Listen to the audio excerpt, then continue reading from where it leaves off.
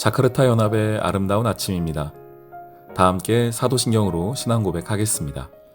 전능하사 천지를 만드신 하나님 아버지를 내가 믿사오며 그 외아들 우리 주 예수 그리스도를 믿사오니 이는 성령으로 잉태하사 동정녀 마리아에게 나시고 본디오 빌라도에게 고난을 받으사 십자가에 못 박혀 죽으시고 장사한 지 사흘 만에 죽은 자 가운데서 다시 살아나시며 하늘에 오르사 전능하신 하나님 우편에 앉아 계시다가 저리로서 산자와 죽은 자를 심판하러 오시리라.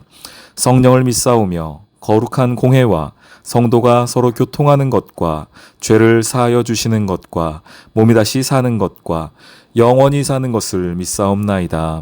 아멘. 제34장.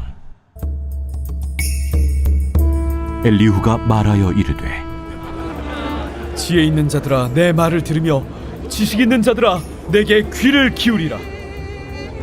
입이 음식물의 맛을 분별한 같이 귀가 말을 분별하나니 우리가 정의를 가려내고 무엇이 선한가 우리끼리 알아보자.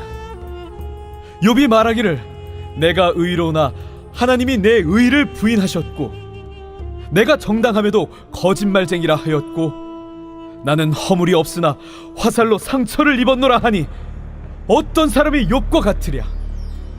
욥이 비방하기를 물 마시듯 하며 악한 일을 하는 자들과 한패가 되어 악인과 함께 다니면서 이르기를 사람이 하나님을 기뻐하나 무익하다 하는구나. 그러므로 너희 총명한 자들아 내 말을 들으라. 하나님은 악을 행하지 아니하시며 전능자는 결코 불의를 행하지 아니하시고 사람의 행위를 따라 갚으사 각각 그의 행위대로 받게 하시나니 진실로 하나님은 악을 행하지 아니하시며 전능자는 공의를 굽히지 아니하시느니라. 누가 땅을 그에게 맡겼느냐? 누가 온 세상을 그에게 맡겼느냐? 그가 만일 뜻을 정하시고 그의 영과 목숨을 거두실진데 모든 육체가 다 함께 죽으며 사람은 흙으로 돌아가리라. 만일 내가 총명이 있거든 이것을 들으며 내 말소리에 귀를 기울이라.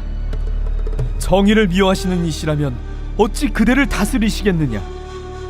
의롭고 전능하신 이를 그대가 정죄하겠느냐?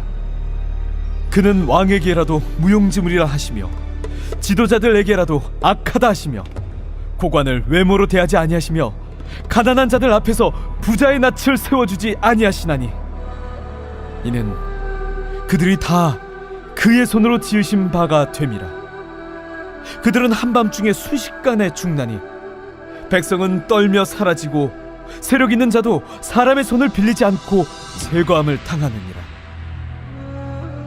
그는 사람의 길을 주목하시며 사람의 모든 걸음을 감찰하시나니 행악자는 숨을 만한 흑암이나 사망의 그늘이 없느니라. 하나님은 사람을 심판하시기에 오래 생각하실 것이 없으시니 세력 있는 자를 조사할 것 없이 꺾으시고 다른 사람을 세워 그를 대신하게 하시느니라. 그러므로 그는 그들의 행위를 아시고 그들을 밤사이에 뒤집어 엎어 흩으시는도다. 그들을 악한 자로 여겨 사람의 눈앞에서 치심은 그들이 그를 떠나고 그의 모든 길을 깨달아 알지 못함이라. 그들이 이와 같이 하여 가난한 자의 부르짖음이 그에게 상달하게 하며 빈궁한 사람의 부르짖음이 그에게 들리게 하느니라. 주께서 침묵하신다고 누가 그를 정죄하며 그가 얼굴을 가리신다면 누가 그를 배울 수 있으랴. 그는 민족에게나 인류에게나 동일하시니 이는 경건하지 못한 자가 권세를 잡아 백성을 올가매지 못하게 하려 하심이니라. 자카르타 연합의 아름다운 아침 12월 11일 월요일입니다. 오늘은 욥기 34장 말씀을 함께 보도록 하겠습니다. 34장은 다시 엘리후가 욥에게 자신의 의견을 피력하는 장면입니다. 그 앞에 세 친구들과 마찬가지의 내용이 반복 또 반복되고 있죠. 사람만 바뀌어서 욥을 향한 이야기들이 반복되고 있습니다. 오늘 역시 마찬가지인데요. 엘리후 역시도 자기가 가지고 있는 지혜라는 것을 가지고서 욥을 정죄하고, 동시에 그렇게 말하는 것 같지는 않은데 잘 생각해보면 하나님을 향하여서도, 이런 상황에 욥을 처하게 계신 하나님을 향하여서도 지금 이야기하고 하나님을 판단한 것 같은 장면이 등장을 합니다. 천천히 한번 봐보십시오. 먼저 34장 1절입니다. 엘리후가 말하여 이르되 지혜 있는 자들아 내 말을 들으며 지식 있는 자들아 내게 귀를 기울이라. 입이 음식물의 맛을 분별함 같이 귀가 말을 분별하나니 우리가 정의를 가려내고 무엇이 선한가 우리끼리 알아보자. 오늘도 자신감이 꽉 차 있지 않습니까? 지금 우리가 하는 이야기들 속에서 선을 이야기할 수 있다. 지혜를 얻을 수 있다. 지식을 얻을 수 있다.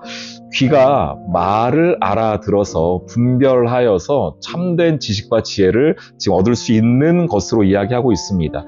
그러면서 욥에 관하여서 한번 욥을 평가해요. 정죄합니다. 5절부터 나오죠. 쭉 나오는데 뭐 이런 저런 얘기들이 나오는데, 특별히 지금 엘리후가 하고 싶은 핵심은 뭡니까? 욥, 네가 잘못했다라는 거죠.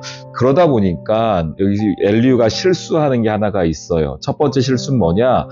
욥이 하지 않았던 일을 한 것처럼 이야기합니다.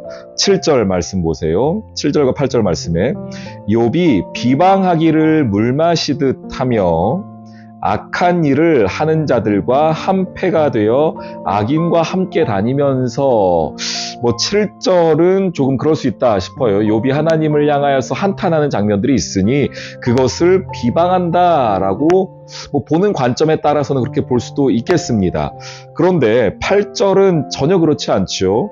악한 일을 하는 자들과 한패가 되어 악인과 함께 다녔다라는 것이 지금 엘리후가 욥을 향한 판단인데, 이게 정당한 판단입니까? 확실한 근거가 있는 이야기인가요? 아니에요. 없어요. 그런데 엘리후가 이렇게 말하는 이유는 뭡니까? 지금 자기가 하는 주장, 자기가 바라보고 있는 욥의 상황에 관하여서 지금 자기가 정답을 이야기해야 되는데 그 근거를 끌어다 쓴 겁니다. 그런데 끌어다 쓰는 게 자기의 관점에서 비방했다라는 그 이야기, 하나님을 향한 그 한탄을 비방이란 말로 살짝 바꿨죠. 그런데 8절 같은 경우는 아예 없던 일이에요. 악한 일을 하는 자들과 한패가 되어 악인과 함께 다녔다라는 거는 없습니다. 9절 보시면 사람이 하나님을 기뻐하나 무익하다라고 말했던, 실은 이 이야기는 욥이 비슷한 이야기를 한 적이 있긴 있습니다. 자기가 이렇게 삶을 살았는데, 하나님을 기쁘게 했는데, 기쁜 삶을 살아드렸는데도 내 삶이 이런 것이 보니 참 억울하다라고 말했던 적은 있습니다. 그런데 이 이야기가 악인과 함께 다니면서 하나님을 비방한 내용은 아니죠. 자기 삶이 너무 힘들고 자기의 삶이 너무 지금 말할 곳이 없으니까, 다른 누군가에 한탄할 곳이 없으니까 하나님을 향하여서 하나님, 제가 이렇게까지도 했는데 제 삶이 이렇습니다 라고 하는 그 이야기를, 우리가 그런 거 있지 않습니까? 누군가의 앞뒤 문맥은 다 잘라버리고요, 어느 한 단어만, 한 문맥만 딱 가지고 와가지고, 한 문장만 가지고 와가지고 그것을 이 사람의 전부인 양 표현하는, 요즘 그런 표현이 있죠. 뭐 악마의 편집이다, 뭐 악의적 편집이다, 이런 거 있는데 딱 그런 겁니다. 욥이 했던 많은 이야기들을 그냥 앞, 뒤 상황은 다 빼버리고 그 문장만 가져와서 하나님을 향하여서 하나님을 기뻐하나 무익하다라고 했던 그 이야기를 딱 가지고 와서 욥이 이렇게 했습니다. 근데 좀 약하죠. 약하니 어떻게 한 겁니까? 8절에 앞뒤 상황을 자기가 갖다 붙인 겁니다. 악한 사람들과 한패가 되어 악인과 함께 다녔다. 그러면서 하나님을 기뻐하나 무익하다라고 말하는 믿음 없는 욥을 만들어낸 겁니다. 왜요? 자기의 의견이 맞다라고 이야기하기 위해서, 내가 욥을 판단하고 욥의 상황에 대해 이야기하는 것이 틀리지 않다라고 말하기 위하여서 그렇게 한다는 겁니다. 우리가 삶을 살면서요, 거짓말하는 것을 보면은요, 100% 거짓말은 없습니다. 뭐 그렇게 말하더라고요. 뭐 사기, 남들을 속이려고 하는 사람들이 100% 다 거짓말을 가져와서 누군가를 속이지 않는다고 합니다. 그 중에서 적게는 뭐 10%, 20% 정도는 진짜 있는 사실들, 많게는 50% 정도는 진짜 있는 사실들을 가지고 오는데 그 앞뒤의 내용들은 다 빼놓고 자기가 필요한 것만 가지고 와서 자기의 의견을 관철시키기 위하여서 말을 만들어내는데, 안타깝게도 오늘 엘리후가 하는 이 이야기는 딱 그렇습니다. 내가 하는 말이 옳다. 내가 지금 상황 판단하는 것이 틀리지 않다. 내 말이 지혜다, 진리다라는 말하기 위하여서 지금 욥을 이렇게 이야기하고 있습니다. 이건 욥에 대한 엘리후의 평가예요. 그리고 나서 10절부터는 하나님에 대한 이야기를 쭉 해요. 핵심은 뭐냐면 하나님은 틀리지 않는다는 겁니다. 하나님은 실수가 없다. 하나님은 정의롭고 공의로운 분이시다. 이게 어찌 틀린 말이 되겠습니까? 다 맞는 말이지요. 그런데 29절 한번 보세요. 주께서 침묵하신다고 누가 그를 정죄하며 그가 얼굴을 가리신다면 누가 그를 배울 수 있으랴. 그는 민족에게나 인류에게나 동일하시니 라고 이야기합니다. 이 이야기는 뭐냐면 하나님은 앞에 10절부터의 문맥들로 쭉 살펴본다면 하나님은 악인들에 관하여서도 혹은 반대로 선한 자들의 고통에 관하여서도 침묵하지 않는 하나님이라는 겁니다. 그런데 지금 하나님 어떻게 하고 계시죠? 욥의 그 문제에 관해서 침묵하고 계시지 않습니까? 그러니 그 얘기는 뭐냐? 첫 번째로는 욥, 네가 하나님이 침묵할 만큼 악인이다라는 이야기예요. 네가 선한 사람이었으면 하나님은 절대 침묵하지 않는다. 하나님의 얼굴을 누가 가릴 수 있냐? 누가 하나님을 침묵시킬 수 있냐? 이건데 하나님이 침묵하시는 거 보니, 하나님이 너의 상황에 대해 얼굴을 가리시는 것을 보니 욥, 지금 네가 이런 일을 당하는 게 요즘 말로 싸다, 합당하다 이런 겁니다. 하나님에 관하여서도 지금 오해하고 있는 거예요. 자기 기준에, 자기 판단에 맞춰가지고. 하나님이 항상 모든 일에, 악한 자들의 일에 관해서 바로바로 반응하시나요? 물론 그러실 때도 있지만 지금 우리의 삶만 살펴보아도, 우리의 주변만 살펴보아도 그렇지 않다는 것을 얼마든지 알 수 있지 않습니까? 하나님은 왜 선한 이들의 고통에 침묵하시나? 반대로 하나님은 왜 악인들의 저런 포악함에 침묵하시나? 이것이 현재를 살아가는 저와 여러분의 하나님을 향한 질문 아닙니까? 그런데 엘리후는 그렇게 말하지 않는 겁니다. 하나님은 침묵하지 않는다는 거예요. 누가 하나님을 침묵시킬 수 있냐? 누가 하나님의 얼굴을 가릴 수 있냐라는 것은 하나님은 바로바로 반응하시는 하나님이다라는 겁니다. 그래서 이 말 자체도 그 앞에서 쭉 이야기하면서 정의의 하나님, 공의의 하나님을 이야기하는 것 같지만 이건 역시도 하나님에 관하여서 오해하고 있는 것이고, 자기가 알고 있는 생각과 판단과 경험으로 하나님을 평가하고 있는 것입니다. 다만 그것을 잘 포장했을 뿐이에요. 그러면서 34절 한번 보세요. 내 말을 듣는 지혜 있는 사람은, 슬기로운 사람은 무슨 이야기예요? 자기가 진짜 지혜다, 내가 진짜 슬기롭다라는 이 교만함 아닙니까? 내게 말하기를 욥이 무식하게 말하니 그의 말이 지혜롭지 못하도다 하리라. 그렇지만 이렇게까지 얘기했는데 잘 알죠? 욥이 굽히질 않았어요. 욥이 이런 상황에 관하여서 엘리후의 말에 관해서 듣지 않았습니다. 그러니 이건 조금 저주에 가깝다 싶은데 보세요. 36절. 나는 욥이 끝까지 시험 받기를 원한다. 이는 그 대답이 악인과 같다라는 겁니다. 욥기를 읽으면서 제가 느끼는 여러 가지 감정 중에 하나는 바로 이 부분인데, 무엇이냐면 사람이 내 뜻이 관철되지 않을 때에 얼마나 악해질 수 있는가입니다.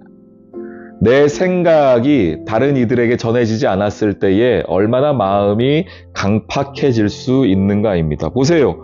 욥이 끝까지 시험 받기를 원하노라. 어떻게 이런 이야기를 할 수 있겠습니까? 욥의 상황을 알고 있다면. 그럼에도 불구하고 이야기는 뭡니까? 욥의 너의 상황이 어찌 되든지 간에 내 생각이 옳다, 내 판단이 옳다, 내 경험이 맞다 라는 것을 관철시키기 위한 의도 아니겠습니까?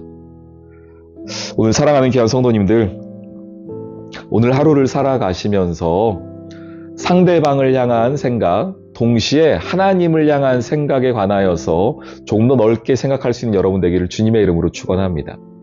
하나님이 내가 생각하는 그 하나님보다 더 크신 하나님이세요. 그리고 내가 생각하고 내가 반응하는 것보다 하나님의 반응과 하나님의 생각은 다를 수 있습니다. 성경이 말하죠. 너의 생각과 나의 생각은 하늘과 땅만큼의 차이가 있다라고 말해요. 그런 것을 알면서도 우리가 하나님은 이러이러해야 해. 이러이러한 상황은 이러이런 거야. 라고 어찌 그렇게 쉽게 말할 수 있겠습니까? 우리 사랑하는 귀한 성도님들, 오늘 하루를 살아가시면서 다시 한번 내 생각보다 크신 하나님, 내 판단보다 크신 하나님을 고백하고 그분의 생각에 여러분의 삶을 맡길 수 있는 오늘 하루 되시길 주님의 이름으로 축원합니다. 아멘. 하나님, 자신의 주장을 증명하기 위하여 없는 사실을 만들어내고 진실을 왜곡하는 엘리후를 봅니다. 그러면서 삶을 살아가는 중 혹시 그러한 모습이 제게도 있지 않은지 두려운 마음으로 스스로를 돌아봅니다.